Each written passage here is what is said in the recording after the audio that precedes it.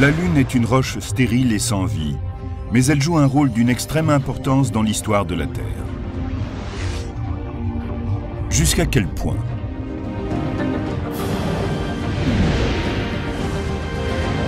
Enlevez-la du ciel et vous le découvrirez.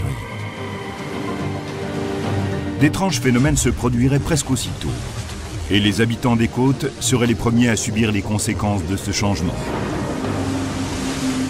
Il se produirait sans doute une sorte de tsunami, une immense vague dont le déferlement aurait des conséquences dramatiques.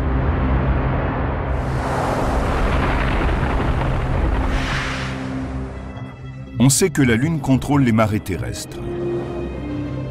Elle tourne autour de nous, et sa masse attire l'eau des océans, provoquant un renflement de la planète sur le côté le plus proche d'elle. Et par une étrange bizarrerie de la physique gravitationnelle, un second renflement se forme du côté le plus éloigné du satellite. Beaucoup sont conscients que le Soleil joue un rôle dans la gouvernance des marées. Mais comme il est 400 fois plus éloigné de nous que la Lune, son influence gravitationnelle sur les océans est 3 fois moins importante.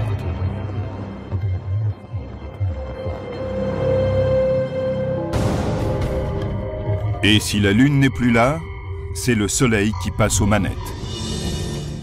L'attraction gravitationnelle de la Lune au-dessus de nous forme comme un dôme d'eau. C'est une sorte d'énorme renflement. Imaginez qu'on coupe la corde qui nous relie à elle et l'eau reflue d'un seul coup sur la Terre. Sous la force gravitationnelle du Soleil, l'eau déferle en un immense tsunami. La force des vagues dépendrait de la position de la Lune avec le Soleil au moment où elle disparaît. Si la Lune disparaissait dans une phase de pleine Lune ou de nouvelle Lune, elle serait alors alignée avec la Terre et le Soleil. Les renflements de marée lunaire diminueraient et deviendraient des renflements de marée solaire qui seraient situés au même endroit. Et l'eau des renflements lunaires se répandrait vers d'autres parties du globe. Mais il existe une possibilité plus dramatique. Si la Lune disparaissait lors d'un quartier de Lune, le premier ou le dernier, le renflement de marée lunaire ne serait pas à la même place que celui de marée solaire. On assisterait sans doute à un déplacement très rapide des océans, depuis le renflement lunaire jusqu'au renflement solaire. Certains experts pensent que ce déplacement des masses d'eau détruirait nombre de points côtiers autour du monde. La puissance des vagues serait analogue à celle du tsunami de 2004 en Asie du Sud-Est. Mais celle-ci causerait encore plus de morts et de destruction, car elle déferlerait sur le monde entier. Deux vagues monstrueuses s'élanceraient d'est en ouest et d'ouest en est. Une ville côtière comme Miami serait bombardée par un mur d'eau de 15 mètres de haut, détruisant la plupart des immeubles de bord de mer, balayant tout le sud de la Floride et mettant en péril des millions de vies.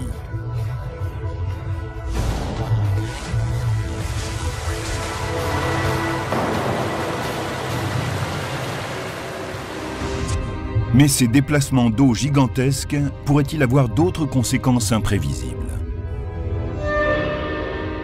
On peut imaginer que le mouvement vers l'est, l'ouest, le nord ou le sud de cette masse d'eau pourrait perturber les courants. Le Gulf Stream apporte de l'eau chaude des Caraïbes jusqu'à la Grande-Bretagne. Cela permet à celle-ci de bénéficier de plus de chaleur qu'elle n'en aurait, quand on considère qu'elle est située très au nord. Le climat est un système très délicat. Lorsqu'on donne une impulsion d'un côté, c'est l'autre qui répond. On peut imaginer que la production alimentaire et le mode de vie global seraient terriblement altérés s'il faisait plus froid en Europe du Nord. Le désert du Sahara est un exemple de zone autrefois verte et fertile, qui s'est transformée en désert. Les changements climatiques peuvent avoir un impact important sur la vie humaine.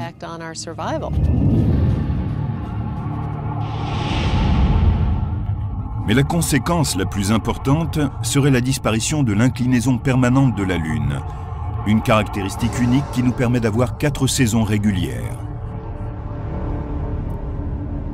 Ce qui bloque l'inclinaison de notre planète à 23,5 degrés est la présence de la Lune, qui agit comme un élément stabilisateur. Si elle disparaissait, nous entrerions dans une phase plus proche de celle de Mars. L'inclinaison de celle-ci, au lieu d'être stabilisée à 23,5 degrés, connaît des variations importantes, allant de 15 degrés jusqu'à quelque chose comme 75,8 degrés.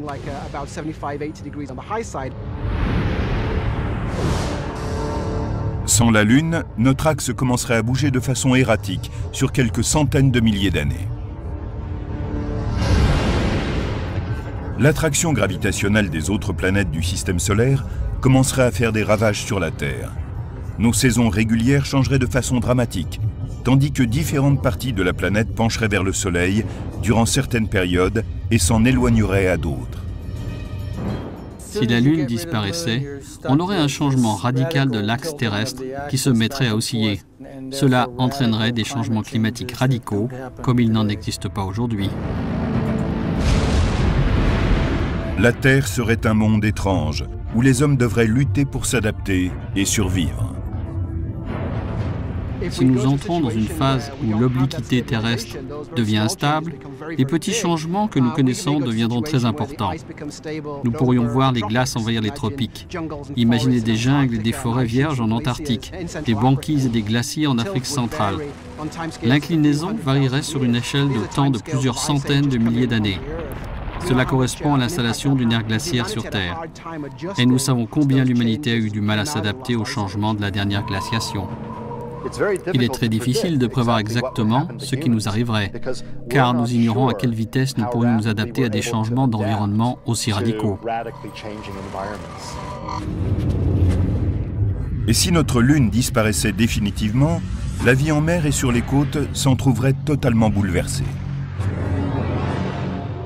Les requins perdraient leur talent de chasseurs, car ils ne pourraient plus traquer les bancs de poissons grouillant sous la lumière de la Lune. Les crabes, habitués à s'accoupler à marée basse, seraient désorientés par la disparition des phases lunaires. Les poissons qui pondent durant les phases de pleine lune seraient troublés dans leur reproduction. Même les plantes aquatiques primitives seraient affectées. Beaucoup d'espèces viennent en surface la nuit par interaction avec la lumière de la Lune. Lorsque celle-ci apparaît, les algues remontent et sont suivies par tous les organismes qui s'en nourrissent. On peut donc dire que l'écosystème marin est réglé sur la lumière. Tous ces organismes disparaîtraient. Ils ne pourraient plus fonctionner sans leur repère habituel.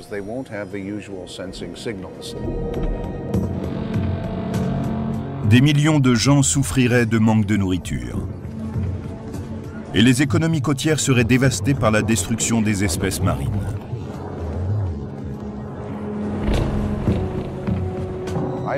Je rapprocherai la situation de celle de quelqu'un qui, en se réveillant un beau matin, découvrirait qu'il est devenu aveugle ou sourd. Ce serait un vrai bouleversement. Sans Lune, la Terre deviendrait une planète à la dérive. Cela révèle à quel point ce grand satellite rocheux est essentiel en tant que soutien de la vie. Il existe 150 lunes dans notre système solaire, mais celle de la Terre est vraiment unique. Notre Lune ne ressemble à aucune autre lune du système solaire. Elle est énorme comparée à la Terre. Elle fait environ un quart de sa taille. On ne voit cela avec aucune autre planète. La Lune est tellement grosse par rapport à la Terre que c'est comme si nous étions dans un système à deux planètes. Il y a une façon simple de comprendre comment la Lune a un effet stabilisateur sur l'inclinaison de l'axe de la Terre. Regardez des danseurs de cordes. Ils vont avoir de longs bâtons qui leur donnent plus de stabilité grâce à la masse qui est au bout du bâton. C'est ainsi que la masse de la Lune, à une certaine distance, peut contribuer à la stabilité du système. Mais la Lune n'a pas toujours été notre compagne. Il y a eu une époque très tôt dans l'histoire de la Terre où elle n'avait pas de satellite.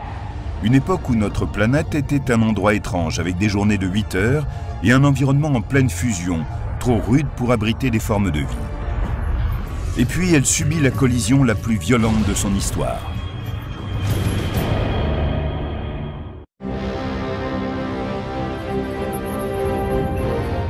C'est difficile à imaginer, mais il fut une époque où notre Terre n'avait pas de lune.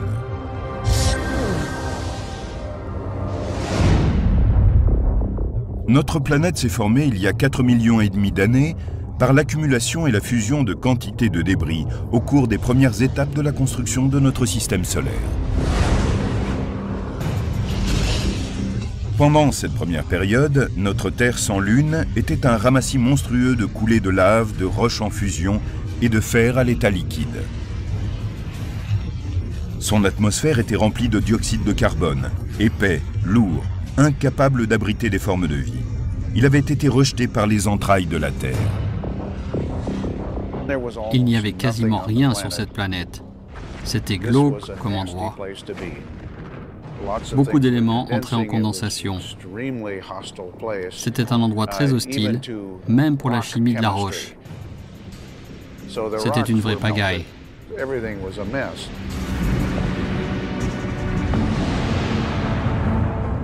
À l'origine, notre Terre sans lune était un monde méconnaissable. À ses débuts, la Terre était un endroit vraiment chaud. En fait, ce premier éon géologique de son histoire est appelé l'Adéen, d'après Hadès, le dieu des enfers, car il y faisait vraiment chaud. Il y avait un volcanisme d'une envergure incroyable, et la planète subissait de nombreux impacts. On devait y trouver beaucoup d'éclairs et de gaz, qui provenaient à la fois des volcans et de la vapeur.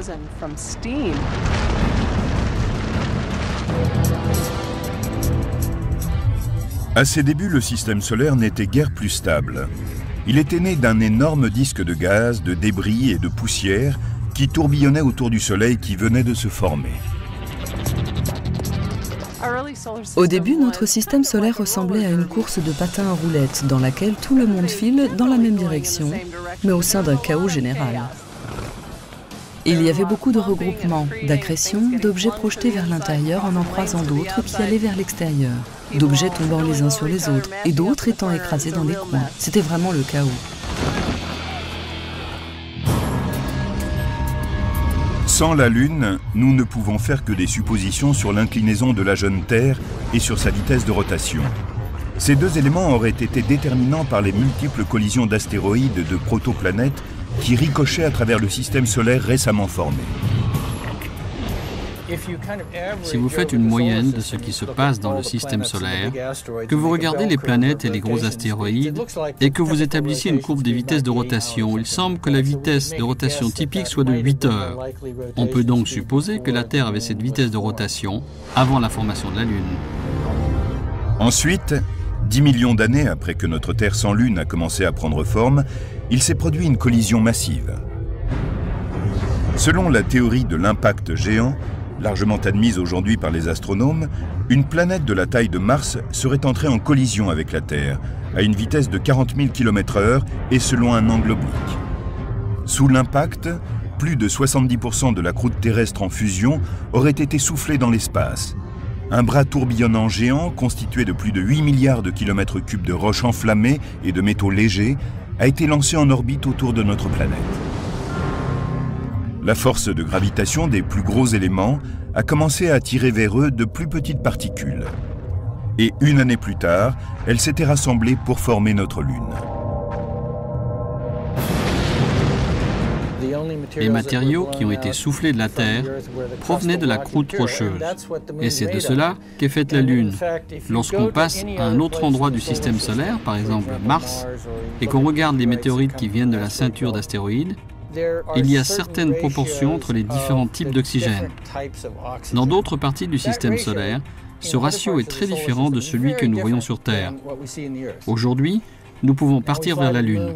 Nous prélevons des roches lunaires et nous voyons qu'elles ont exactement le même ratio d'oxygène et d'isotopes que la Terre. Cela prouve que ce matériau est venu de la Terre et cela confirme l'idée de la théorie de l'impact. L'énergie libérée par cette collision géante est équivalente à la puissance de 6 000 milliards de bombes atomiques. Cela équivaut à 1 millier de bombes atomiques par habitant de la Terre.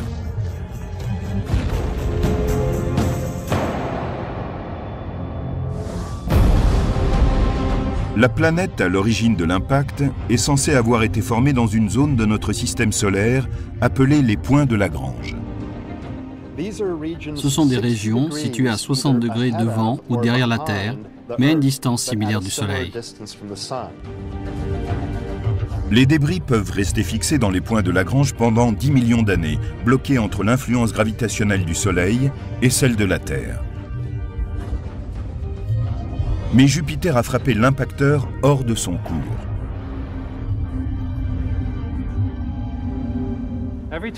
À chaque fois que Jupiter est passé au-dessus de nous dans son orbite, il a donné un petit coup à cette planète impacteur. Chaque petit coup n'était pas très important. Mais quand on a, par exemple, une voiture bloquée dans un fossé ou dans la neige, comment fait-on pour l'en sortir? On la bouscule progressivement. On la pousse un peu, elle revient. On la pousse un peu plus, elle repart plus loin. C'est ainsi que par une série de petites secousses, on arrive à la dégager. C'est exactement ce que Jupiter a fait avec cette planète impacteur. Et une fois qu'elle a quitté le point de Lagrange, elle n'est plus stable, elle est condamnée. C'est ainsi qu'elle va finalement entrer en collision avec la Terre. Après un cataclysme géant, la partie intérieure du bras de débris éjecté forme un bouquet qui est constitué d'un matériau venu du cœur de fer de l'impacteur. Ce bouquet plus lourd entre de nouveau en collision avec la Terre et est absorbé au centre de la planète. L'impact géant était réellement le plus grand événement que la Terre ait jamais vécu. Maintenant que nous avons un noyau ennemi, cela rend notre planète plus dense et notre force de gravitation plus puissante qu'elle ne le serait autrement. Le cœur en fusion, plus grand, a besoin de plus de temps pour refroidir. La chaleur est accrue et crée des fissures dans la fine croûte terrestre.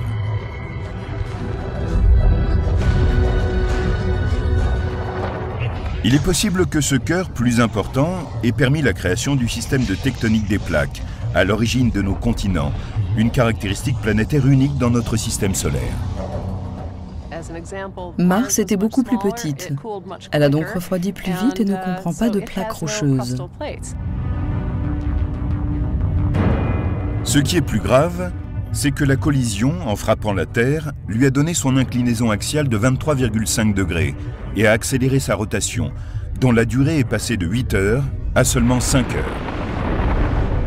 En une année, la Lune s'est formée à près de 23 000 km de la Terre, ce qui est bien moindre que la distance actuelle de 380 000 km.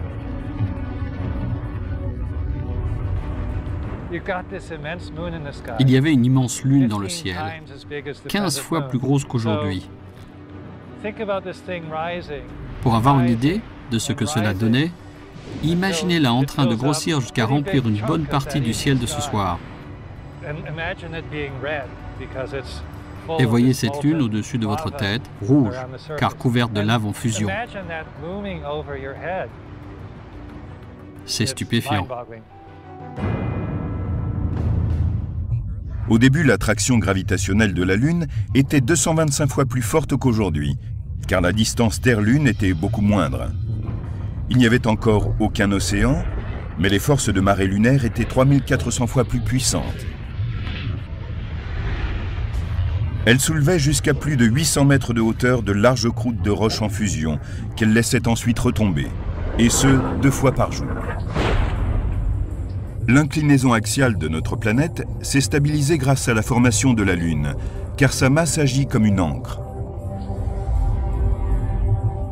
Mais la rotation de la Terre a commencé à ralentir, car la gravité de la Lune a provoqué un renflement de marée à la moitié de la planète, qui a fonctionné comme un frein. Disons que la Terre est ce ballon vert, et que voici la Lune. Si la Terre n'était pas en train de tourner, le renflement de marée serait dirigé droit vers la Lune. Mais la Terre tourne très rapidement. De ce fait, le renflement de marée a tendance à être un petit peu en avance. Cela signifie que la gravité de la Lune tire un peu vers l'arrière, le renflement de la Terre, et retarde ainsi sa rotation, même si c'est très léger.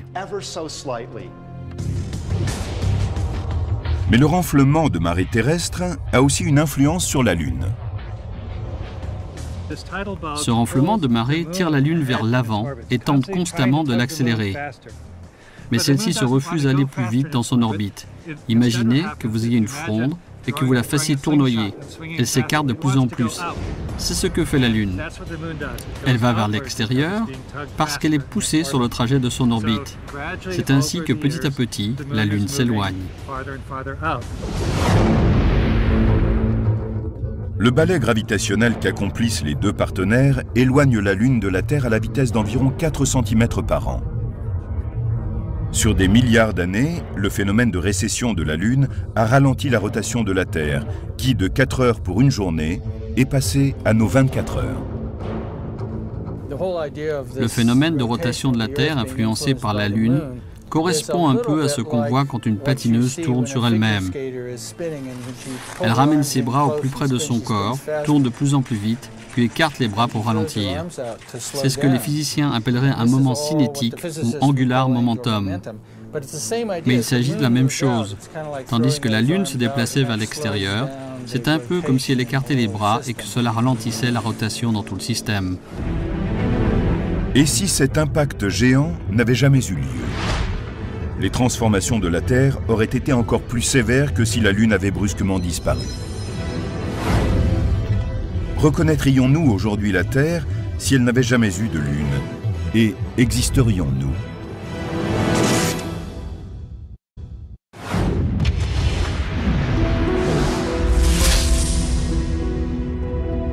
Si la Lune avait brusquement disparu, la Terre aurait connu des tsunamis sans doute, une modification des courants marins, l'extinction des formes de vie marine et d'éventuelles variations climatiques gigantesques.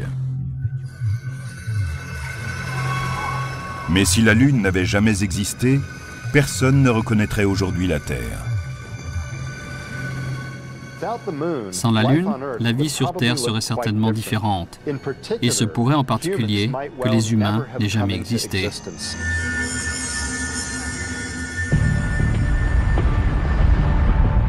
Environ 150 millions d'années après sa formation, et avant que la Lune n'apparaisse, il y a donc 4 milliards et demi d'années, la Terre sort de sa phase de fusion et commence à refroidir.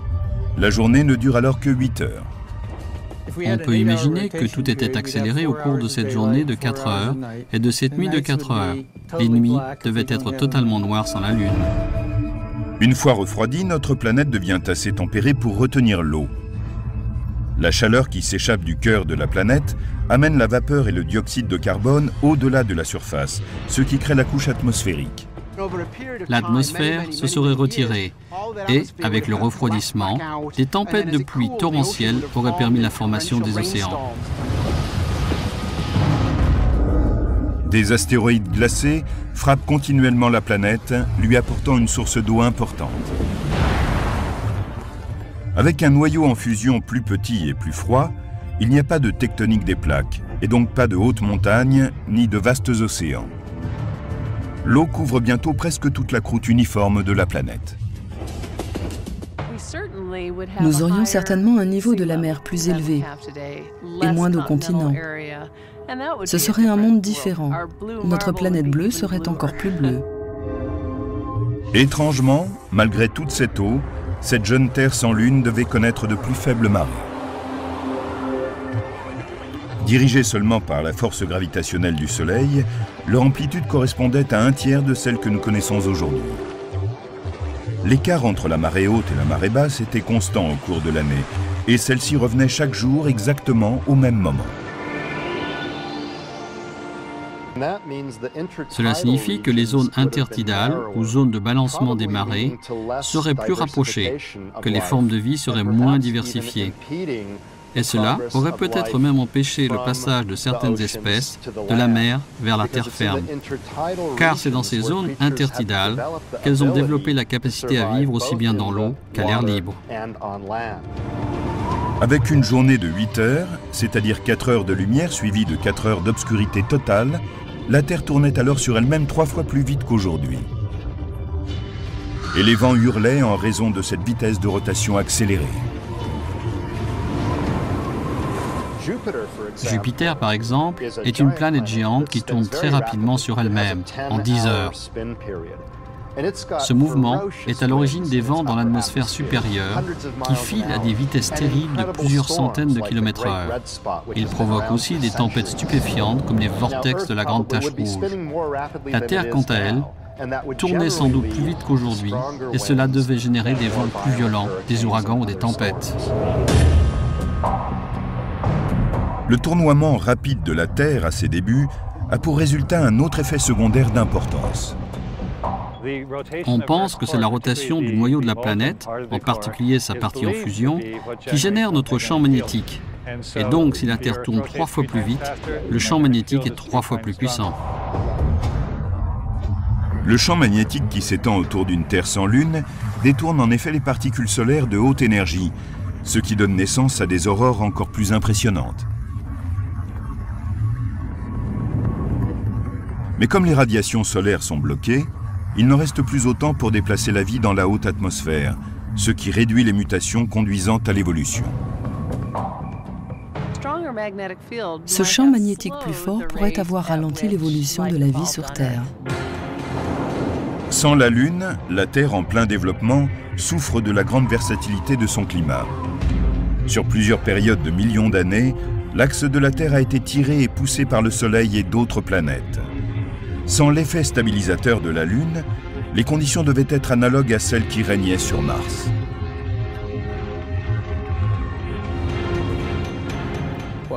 Nous avons appris au cours des 20 dernières années que Mars possède un axe très instable, parce qu'il n'a pas de grande lune. Quand on regarde la planète rouge, on peut voir à sa surface des formations géologiques créées sous différents types de climats, selon l'inclinaison de l'axe polaire. Sur Mars, on voit des lits de fleuves asséchés, des dépôts glaciaires et d'autres formations comme de la glace près de l'équateur. Et tout d'un coup, nous avons compris que le climat avait changé sur Mars. C'est ce qui explique que nous puissions voir ces anciennes caractéristiques géologiques. Comme pour Mars, l'axe de la Terre sans la Lune pencherait et bouleverserait entièrement la planète. Sur une période de millions d'années, notre axe aurait oscillé de façon chaotique. Il aurait été parfois vertical et parfois proche de l'horizontale. Quand il est vertical, la planète connaît des journées de 12 heures. Quand il est horizontal, les pôles sont dirigés vers le Soleil et deviennent des jungles. À cause de ce déplacement erratique de l'axe terrestre, le climat devait connaître de grandes variations, ce qui rendait plus difficile l'épanouissement de formes de vie, puisqu'elles devaient s'adapter en permanence à des conditions différentes, passer de périodes glaciaires à des périodes de chaleur.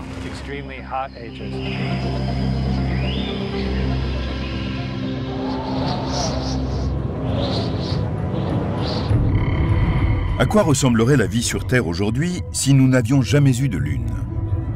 Des journées courtes, des vents forts et des conditions climatiques différentes auraient sans doute donné naissance à un monde étrange, peuplé de créatures tout droit sorties de l'univers de la science-fiction.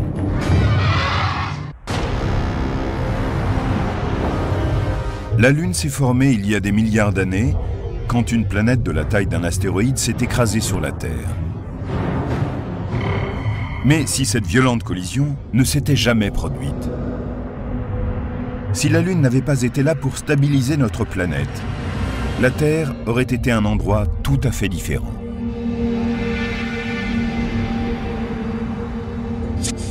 À ses débuts, la Terre tournait très vite. Chaque journée comprenait 4 heures de lumière, suivie par 4 heures d'obscurité. Au long de milliards d'années, la force de gravitation du Soleil et la friction des marées auraient allongé ces journées de 8 heures à 12 heures. Mais c'est encore 2 fois plus rapide qu'à l'heure actuelle, ce qui produirait des climats extrêmes, des tempêtes dévastatrices et des vents très puissants.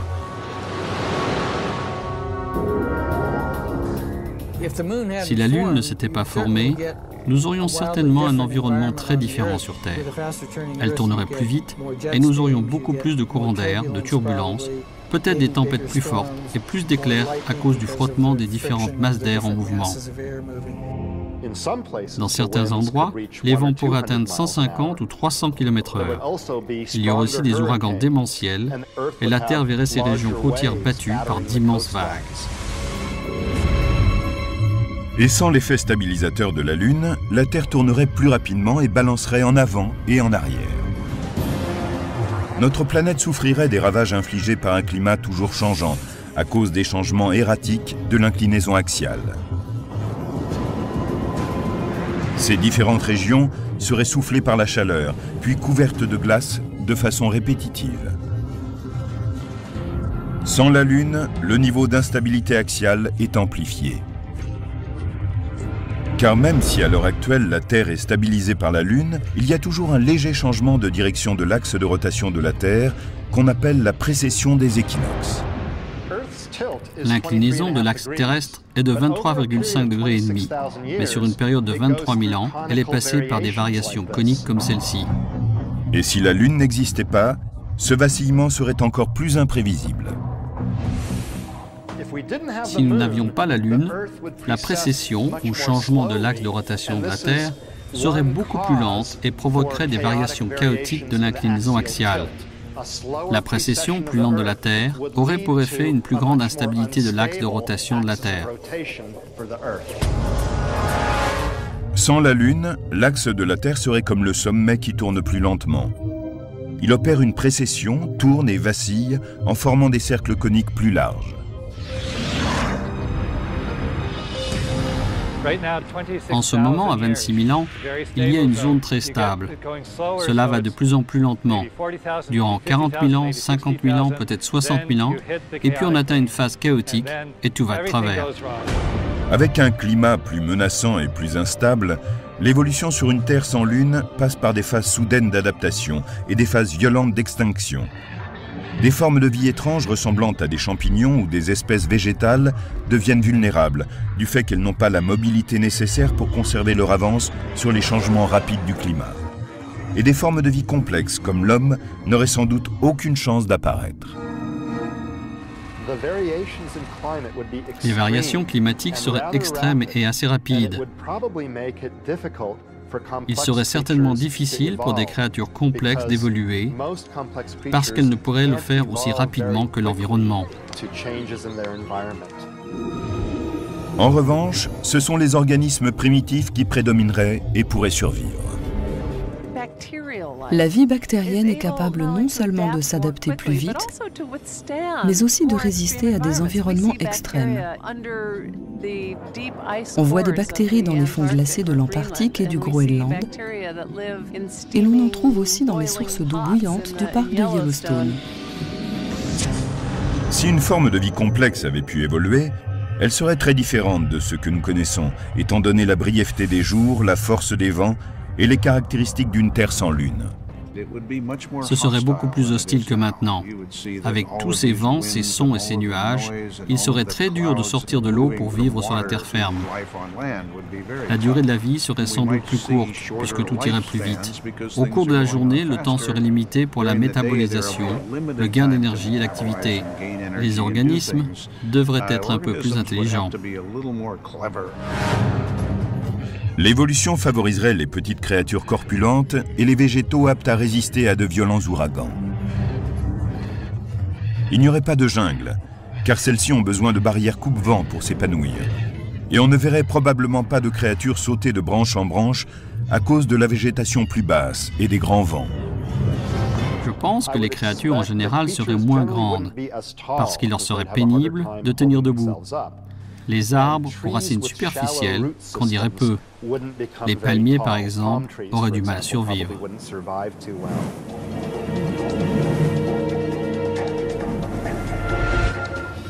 Les bourrasques perpétuelles favoriseraient d'autres types d'adaptations.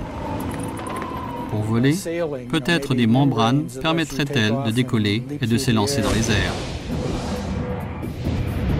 Les vents forts incessants rendraient la planète exceptionnellement bruyante. Pour communiquer, les animaux devraient émettre des sons très différents de ceux des hurlements constants du vent. Il faudrait utiliser des sons et des longueurs d'onde différents du bruit d'arrière-plan.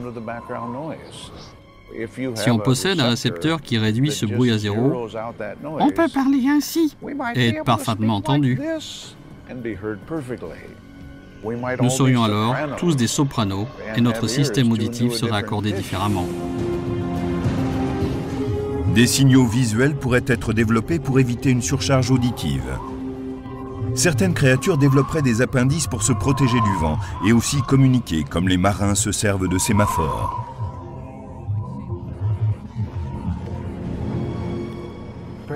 Peut-être le langage ne se développerait-il pas au profit d'autres formes de communication comme des changements de couleur, d'expression, le langage des mains, qui sait? Même aujourd'hui, beaucoup d'espèces comme les lucioles, les calmars, les crevettes ou les méduses changent de couleur pour communiquer. Les nuits étant parfaitement obscures, certaines créatures pourraient aussi développer des systèmes sensoriels, comme des yeux exorbités favorables à la vision nocturne, ou des dispositifs infrarouges, tels ceux utilisés par l'armée. Ce qui est intéressant, c'est que les êtres vivants pourraient développer des capteurs tellement performants qu'ils décèleraient la lumière stellaire. Ce serait extraordinaire.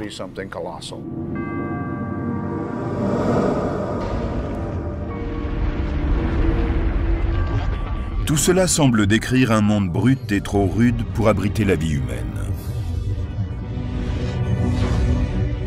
Par chance, la Lune est née et a créé les conditions nécessaires pour que des hommes se développent et prospèrent. Mais notre satellite s'éloigne d'année en année à l'heure actuelle. Cela signifie-t-il que la Terre, à un certain moment, n'aura plus de Lune?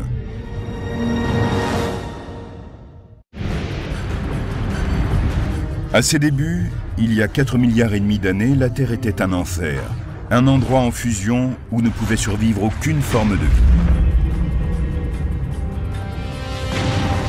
Comment une violente collision avec un objet de la taille de Mars, survenue peu après la formation de la Terre, a-t-elle créé les conditions favorables au développement des formes de vie complexes dont nous faisons partie?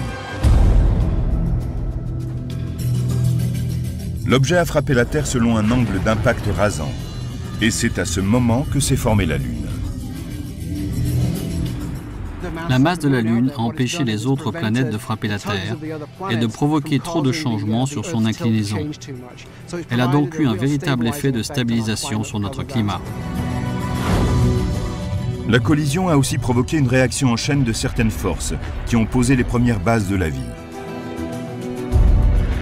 En fusionnant les noyaux de fer des deux planètes, ont permis à cette nouvelle Terre d'avoir un noyau plus important. Dans la collision, une bonne partie de la croûte terrestre a également été brisée. Au cours de cette fusion, des quantités importantes de chaleur ont poussé vers l'extérieur à partir du noyau géant et ont traversé la croûte. Ainsi ont été créées les conditions pour que naisse la tectonique des plaques. Ce mouvement a formé des chaînes de montagnes et les profondeurs des océans. Et l'activité volcanique a provoqué le rejet de gaz qui ont créé notre atmosphère. L'eau s'est installée dans les bassins, formant les océans et laissant les continents au-dessus de son niveau. Mais la vie avait encore du mal à démarrer sur Terre à ce stade. Au cours de leurs 500 000 premières années, la Terre et la Lune ont été bombardées par des débris qui achevaient la formation du système solaire. Même si les formes de vie primitives, comme les micro-organismes et les bactéries, étaient nées dans les premières centaines de millions d'années, elles auraient pu être facilement anéanties par ces objets géants qui s'abattaient sur la Terre. Mais nous avons une preuve de vie qui date de 3,8 milliards d'années. C'est peu de temps après la fin de l'ère du grand bombardement.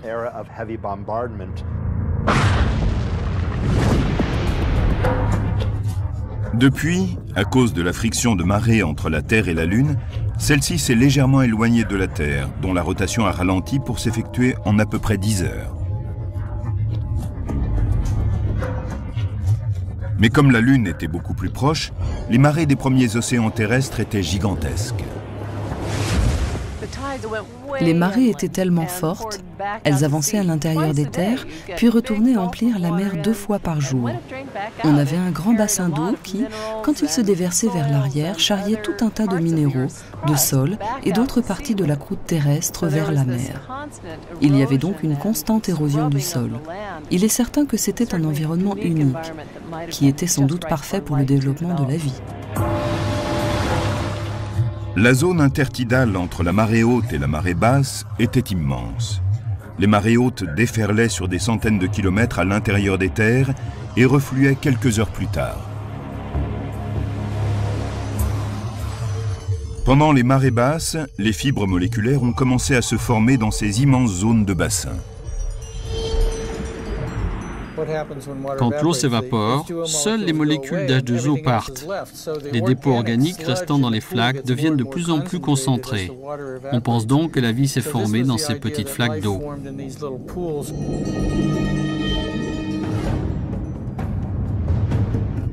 Il y a environ 570 millions d'années, presque 3,9 milliards d'années après l'impact géant, les formes de vie venues de l'océan commencent à se déplacer vers la terre ferme et donnent naissance à des espèces complexes. Plus les régions intertidales sont étendues, plus on a des formes de vie diverses. En effet, les espèces qui vivent dans ces environnements peuvent parfois être exposées au soleil et parfois vivre sous l'eau.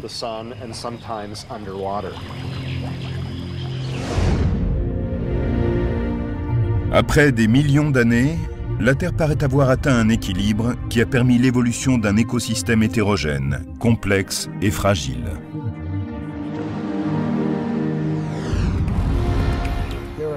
Il existe des climats trop uniformes, sans changement de saison, et qui ne permettent pas la création de formes de vie faute de stress environnemental. D'un autre côté, sous des climats trop variables, où les saisons changent tout le temps et où un astéroïde frappe tous les millions d'années, des planètes comme celle-ci tenteraient de faire naître des formes de vie. Mais elles ne pourraient y arriver car les choses changeraient trop vite. Peut-être y a-t-il des situations médianes, et peut-être le système Lune-Terre fait-il partie de cette catégorie, puisqu'il a favorisé non seulement la formation d'une vie primitive, mais une évolution qui aboutit à l'existence de gens comme nous. En même temps que la Lune agit en stabilisateur, elle continue à s'éloigner de nous de 4 cm par an, ce qui ralentit notre rotation. Les spécialistes estiment que notre jour augmente de 2 secondes tous les 100 000 ans.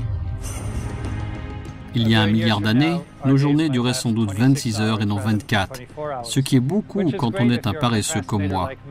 On a plus de temps. Comment va évoluer ce partenariat unique Lune-Terre qui a permis à la vie de se développer sur Terre? La Lune va-t-elle simplement continuer à dériver et à fuir l'attraction gravitationnelle de la Terre? Cela se produit à une vitesse tellement lente que l'effet sera assez faible.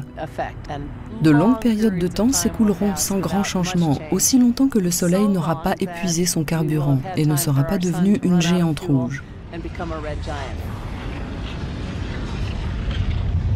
C'est à ce moment-là que la Terre sera sans doute engloutie, ainsi que la Lune. Et nous rôtirons tous ensemble.